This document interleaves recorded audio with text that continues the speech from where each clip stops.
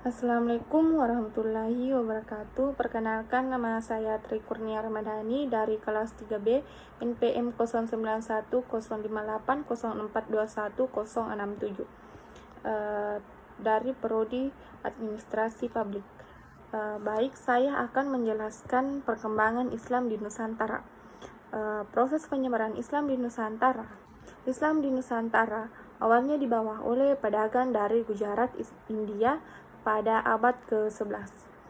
Sampai dengan abad ke-16, Islam telah melampaui jumlah penganut ajaran Hindu dan Buddha dan yang menjadi agama dominan bagi masyarakat Jawa dan Sumatera. Wilayah Bali tetap mempertahankan mayoritas agama Hindu, sedangkan pulau-pulau di timur Indonesia tetap menganut animisme sampai abad ke-17 dan 18 sebelum akhirnya Kristen menjadi agama yang dominan di sana. Perkembangan Islam di Nusantara berdasarkan wilayahnya. Berikut ini merupakan proses perkembangan Islam di Nusantara berdasarkan wilayah. 1. Malaka.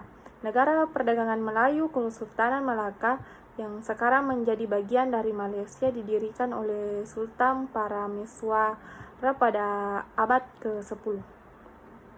Negara perdagangan ini hanya tak menjadi pusat perdagangan paling penting di Kepulauan Asia Tenggara, namun juga berperan sebagai pusat kedatangan Muslim asing dan menjadi tonggak awal dalam penyebaran Islam di Nusantara.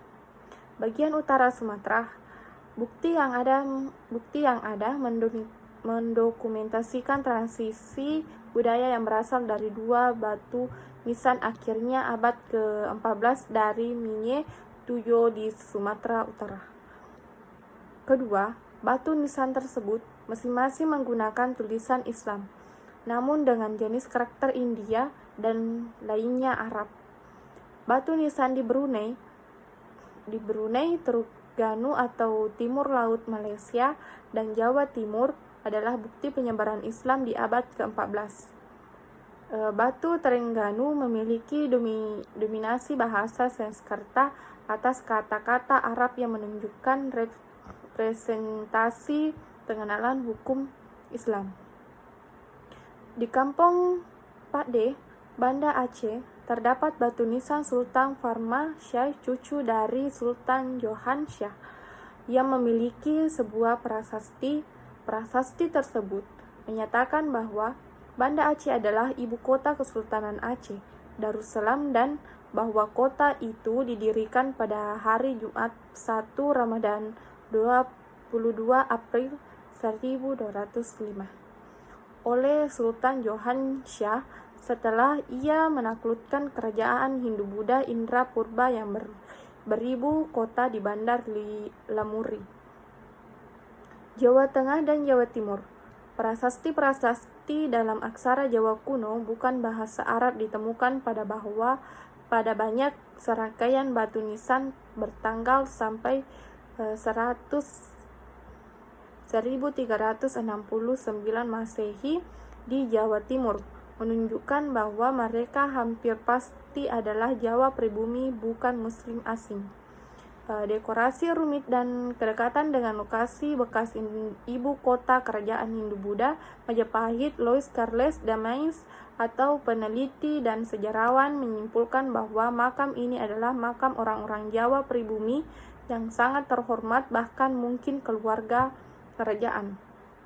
Artinya, beberapa elit kerajaan Majapahit di Jawa telah memeluk Islam pada saat Majapahit yang merupakan kerajaan Hindu-Buddha yang berada di puncak kejayaannya. Jawa Barat, Suma Oriental atau Dunia Timur yang ditulis Tom Pires melaporkan juga bahwa suku Sunda di Jawa Barat bukanlah Muslim di zamannya dan memang memusuhi Islam. Sebuah penaklukan oleh Muslim di daerah ini terjadi pada abad ke-16 yang dicantumkan oleh Martin van Bruiningsan dalam studinya tentang Kesultanan Banten.